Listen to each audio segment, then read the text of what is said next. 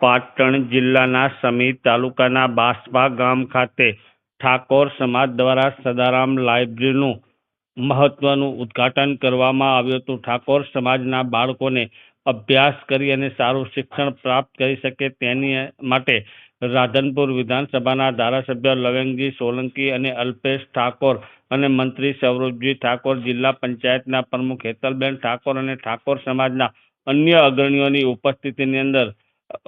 લાઇબ્રેરીનું ભવ્ય ઉદ્ઘાટન કરવામાં આવ્યું હતું. આ પ્રસંગે રાધનપુર વિધાનસભાના ધારાસભ્ય લવંગજી સોલંકીના હસ્તે 51,000 રૂપિયાનું મહત્વનું દાન આપવામાં આવ્યું હતું. સદારામ લાઇબ્રેરી ખાતે સુભાષભાઈ હરચંદ ઠાકોર, પાટણ બાર એસોસિએશનના પ્રમુખ દ્વારા ઠાકોર સમાજની સદારામ લાઇબ્રેરીમાં 51,000 રૂપિયાનું દાન રાધનપુર વિધાનસભાના ધારાસભ્ય લવંગજી સોલંકીના હસ્તે આપવામાં આવ્યું. પાટણ જિલ્લાના રાધનપુરના સમી તાલુકાના બાસપા ગામ ખાતે સદારામ